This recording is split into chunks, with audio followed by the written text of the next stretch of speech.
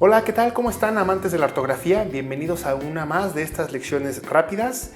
El video del día de hoy va a tratar sobre algo que me han estado pidiendo mucho en las redes sociales y es el correcto uso del porqué y las diferentes formas que hay de escribirlo. En particular, la RAE reconoce 4 maneras diferentes de escribir el porqué y sus combinaciones.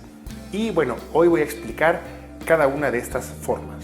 El primero de ellos es el porqué como una sola palabra y con una tilde en la E. Para este caso, estamos utilizando esta palabra como un sustantivo masculino, por lo cual siempre tiene que ir acompañada del artículo el. Lo vamos a utilizar para describir una causa, una razón o un motivo.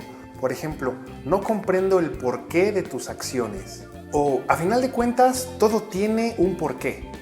Es decir, todo tiene una razón, todo tiene una causa, todo tiene un motivo. Puede ser sustituido por cualquiera de estos 3 sinónimos. O si ustedes están en la duda de cómo utilizar esta palabra, pueden cambiarlo y si la oración tiene sentido, entonces van a utilizar la palabra por qué como una sola, es decir, sin separación y con una tilde en la E. El segundo uso es por qué, es decir, 2 palabras separadas y con una tilde de igual manera que el caso anterior en la E. En este caso, esta es una frase que está formada por 2 palabras. La primera de ellas es la conjunción por y el segundo es el exclamativo o interrogativo qué. Esto lo vamos a utilizar cuando queramos hacer una pregunta, por ejemplo, ¿por qué es azul el cielo? Cuando queramos hacer una exclamación, no entiendo por qué te molesta tanto. O cuando queramos hacer una observación. Por ejemplo, pero ¿por qué lugares tan bonitos pasamos en nuestro último viaje? Eso es cómo se va a utilizar este segundo modo del por qué, que reitero es 2 palabras separadas y con una tilde en la E. El tercer uso va a ser el por qué como una sola palabra, pero a diferencia de lo que mencionamos en el primer caso, no va a tener una tilde en la E. Este caso se trata de una conjunción átona, es decir, que no tiene tono, por eso no lleva una tilde en la E y se pronuncia como porque. Y va a ser utilizado cuando vayamos a dar la respuesta a una interrogante, cuando vayamos a dar la razón de por qué está sucediendo algo. Por ejemplo, en el caso que pusimos, ¿por qué es azul el cielo? Cuando nosotros vamos a dar la explicación, mira, el cielo es azul porque, en este caso no voy a dar la explicación, pero es simplemente el ejemplo. Respondiendo a una pregunta vamos a utilizar por qué como una sola palabra y sin tilde. También se va a utilizar en el caso de oraciones que expresen una causa o una razón. Por ejemplo, pues la verdad es que ayer no vine porque no tenía ganas.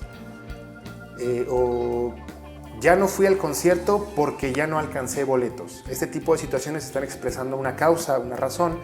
Y entonces vamos a utilizar de nueva cuenta el porqué escrito como una sola frase, una sola palabra y sin tilde. El último caso, que creo yo es el más difícil de comprender o de explicar también, es el porqué como 2 palabras separadas pero sin tilde, que sería como el caso número 2, pero sin la tilde en el qué. Este caso es más difícil de explicar porque estamos también utilizando la preposición por, pero el qué se está utilizando como lo que se conoce como una conjunción subordinante.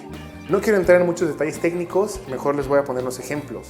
Si yo escribo la frase al final votaron porque ganara la planilla verde, ¿sí? Entonces voy a decir al final votaron porque ganara la planilla verde.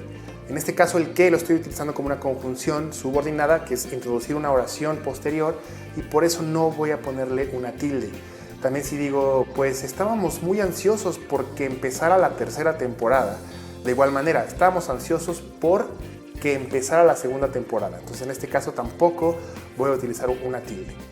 Estos han sido los 4 usos o los 4 modos del porqué, las 4 combinaciones diferentes que se pueden utilizar y algunos ejemplos. Espero que este video haya sido claro. Si no, de verdad en los comentarios díganme, ¿sabes qué? No te entendí. Vuelve a hacer más énfasis en cualquiera de los 4 o en los 4, o vuelve a explicar más a fondo, no sé, ejemplos o situaciones o maneras en las que podemos diferenciar entre uno y otro.